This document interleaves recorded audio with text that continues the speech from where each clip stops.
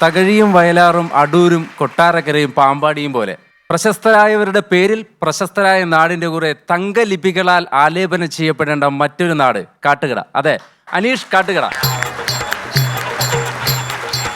നിറങ്ങളും പൂക്കളും പൂക്കളങ്ങളും കാളനും തോരനും കാന്താരിയും തമ്പിയും തുമ്പിയും തുമ്പി തുള്ളുന്ന പെണ്ണുങ്ങളും വള്ളവും വെള്ളവും വള്ളം കളികളും കണ്ടുകൊണ്ട് ഓണക്കോടിയും എടുത്ത് ഓണത്തപ്പനെ കാത്തിരിക്കുന്ന മലയാളികൾ.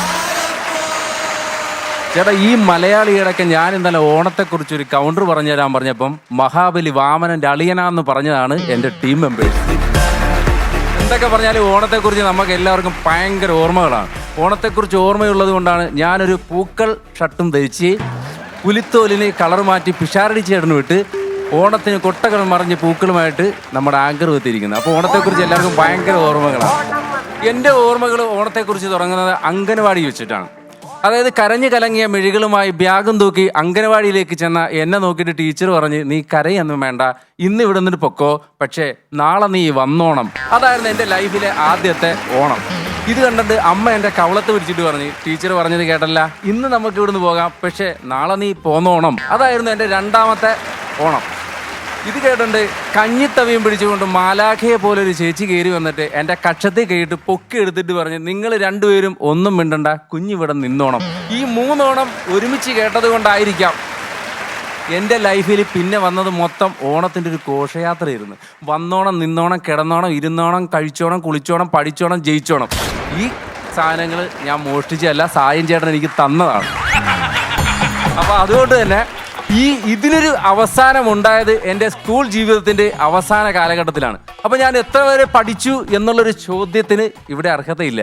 കാര്യം അത് എൻ്റെ കൂട്ടുകാർ യൂട്യൂബിൽ കമൻ്റ് ഇടും. പക്ഷേ ഒരു രണ്ടക്കം പ്രതീക്ഷിച്ച് അവിടെ നിങ്ങൾ കയറിയാൽ ചമ്മിപ്പോകും, അതുണ്ടാകത്തില്ല. അപ്പോൾ ഈ സന്ദർഭങ്ങളിൽ അവസാന കാലഘട്ടത്തിൽ 13 പെൺകുട്ടികൾ എനിക്ക് ലവ് ലെറ്റർ തന്നിരുന്ന സമയം. വിശ്വസിച്ചില്ല എങ്കിൽ ഞാൻ കാർബൺ കോപ്പി വെച്ച് 13 ലെറ്റർ എഴുതി കൊടുത്തുകൊണ്ടിരുന്ന സമയം. അതിൽ 12 പെൺകുട്ടികളും എന്ത് പറഞ്ഞു എന്നുള്ളത് ഒരു ചാനലിൽ പറയുകയാണെങ്കിൽ ബീപ്പ് എന്ന് മാത്രമേ പറയാൻ പറ്റുള്ളൂ. ബീഫല്ല, ബീപ്പ്. ഈ 13ാമത്തെ കുട്ടി എൻ്റെ അടുക്കൽ പറഞ്ഞു, നിന്നെ എനിക്കിഷ്ടമായി, നിന്റെ ലവ് ലെറ്റർ എനിക്കിഷ്ടമായി, നിന്റെ വെള്ളാരം കല്ലുകൾ പോലുള്ള കണ്ണുകൾ എനിക്കിഷ്ടമായി, അതുകൊണ്ട് തന്നെ നീ എന്നെ കെട്ടിക്കോണം. എൻ്റെ പൊന്നു ചേട്ടാ, അതോടെ എനിക്ക് മനസ്സിലായി അതെൻ്റെ പെട്ടിക്കോണത്തിലേക്കുള്ള പരിപാടിയായിരിക്കും. അതുകൊണ്ട് ഈ ഓണത്തിൻ്റെ പരിപാടി തൽക്കാലം ഒതുക്കി. ഇപ്പോൾ ഓണമെന്ന് കേൾക്കുമ്പോൾ എനിക്കല്ല, എൻ്റെ വീട്ടിലുള്ളവർക്ക് ഒരു മൊത്തം പേടിയാണ്. കാര്യം എന്ന് പറഞ്ഞാൽ ഓണം വന്നു എന്ന് പറഞ്ഞാൽ തന്നെ ഓണപ്പരീക്ഷ എന്നും പറഞ്ഞാൽ എൻ്റെ മകന് പേടിയാണ്. ഓണത്തിന് ഇത്രയും കറികളെല്ലാം ഉണ്ടാക്കണമല്ലോ എന്നോർത്തിട്ട് അമ്മക്ക് പേടിയാണ്. ഇനി ഇവർക്കെല്ലാം ഓണക്കോടി എടുത്ത് കൊടുക്കണമല്ലോ എന്നോർത്തിട്ട് എനിക്ക് പേടിയാണ്. ഇനി ഈ എടുക്കണ ഓണക്കോടിയുടെ വില എങ്ങാൻ കുറഞ്ഞാൽ എങ്ങനെ കൂട്ടുകാരെ കാണിക്കും എന്നോർത്തിട്ട് എൻ്റെ വൈഫിനും പേടിയാണ്. ഇനി ഇതൊന്നുമല്ല പേടി, എൻ്റെ അച്ഛന് പേടിയെന്ന് പറഞ്ഞാൽ മഹാബലിനാണ്. ഒറിജിനൽ മാവേലി അല്ലേ ചേട്ടാ, ഞങ്ങളുടെ അവിടെ ഓണത്തിന് ഒരു 25-26 മാവേലി വരും.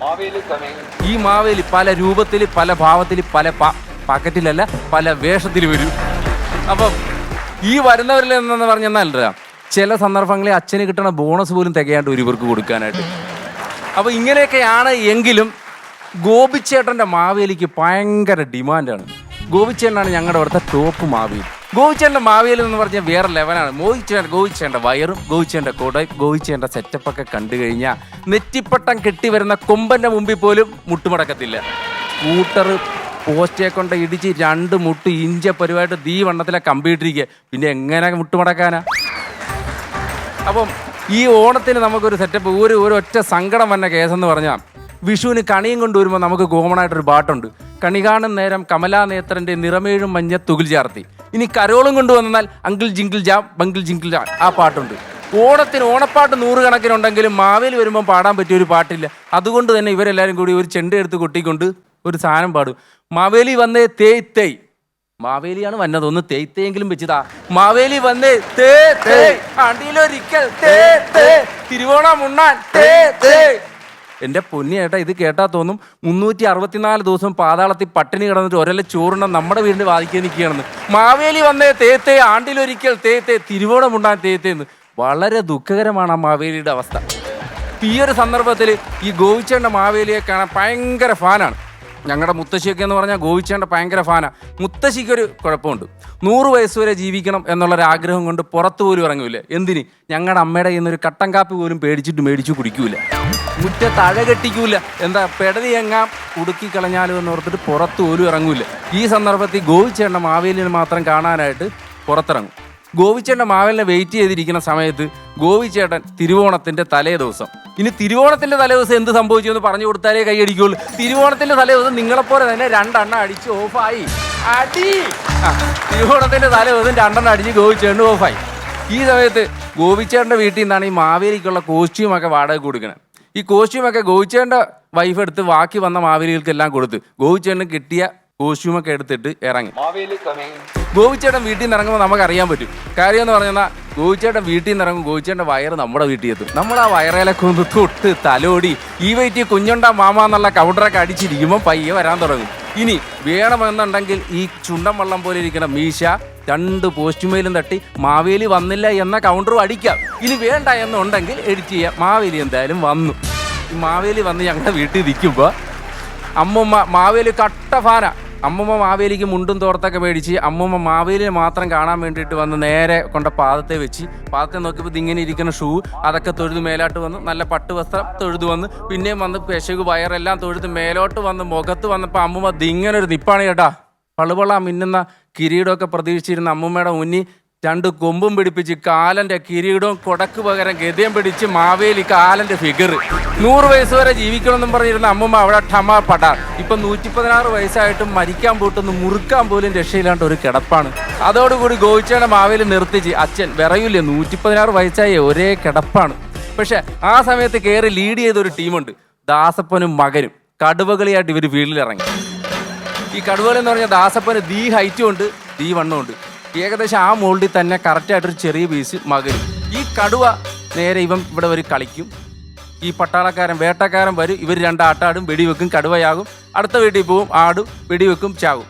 ഒരു 4-5 വീട്ടിൽ പോയി സ്മോൾ വേട്ട കഴിഞ്ഞപ്പോഴത്തേക്കും ഈ കുഞ്ഞിക്കാച്ചി കടുവ ഇത്രയുള്ളൊരു തോക്കും തോളയെ വെച്ച് നായകന്മാർ വില്ലനെ പിടിച്ചുകൊണ്ട് പോയ പോലെ ഈ വേട്ടക്കാരനെ വലിച്ചുകൊണ്ട് ഒരു വരവായിങ്ങനെ. ഞാൻ ചോദിച്ചു, മോനെ കടുവകളി കഴിഞ്ഞാടാ? കടുവകളി കഴിഞ്ഞില്ല മാമ, ഈ വേട്ടക്കാരനെ കിടത്തിയിട്ട് വേണം പട്ടം കയറ്റാൻ വരാനായിട്ടൊന്ന്. അപ്പോൾ ഈ പട്ടം കയറ്റലും ആഘോഷങ്ങളും ഒക്കെയാണ് നമ്മുടെ നാട്ടിൽ മെയിനായിട്ടും ഓണത്തിനുണ്ടാകണത്. അപ്പോൾ അങ്ങനെ വരുമ്പോൾ ക്ലബ്ബുകൾക്ക് ഭയങ്കര പ്രാധാന്യമുണ്ട്. നമ്മൾ കയറി നിന്ന് എന്തെങ്കിലും ഒരു ചെറിയ പ്രോഗ്രാം ചെയ്യണമെങ്കിലും ക്ലബ്ബുകളുടെ സഹകരണം വളരെ വലുതാണ്. ഞങ്ങളുടെ ഒരു അടുപ്പുകൽ പോലെ 3 ക്ലബ്ബുകളുണ്ട്. പക്ഷേ ഭയങ്കര അകലാണ്, ബിരിയാണിക്ക് കൂട്ടിയ അടുപ്പാണ് എന്ന് മാത്രമേ ഉള്ളൂ. ഈ ക്ലബ്ബുകളിൽ എന്ത് പ്രോഗ്രാം ചെയ്താലും നുണ പറച്ചലിന് എനിക്കായിരിക്കും ഫസ്റ്റ്. അന്ന് എനിക്ക് നുണ പറഞ്ഞ സമ്മാനവും കിട്ടിയിട്ടുണ്ട്. അതുകൊണ്ട് തന്നെ ആ നുണ പറച്ചിൽ ഞാൻ ഇന്നും തുടരുകയാണ്. പക്ഷേ ഇന്ന് ഞാൻ നുണ പറയുന്നത് സമ്മാനം കിട്ടാതിരിക്കാൻ വേണ്ടിയിട്ടാണ്, എൻ്റെ ഭാര്യയുടെ കയ്യിൽ നിന്ന് മാത്രം.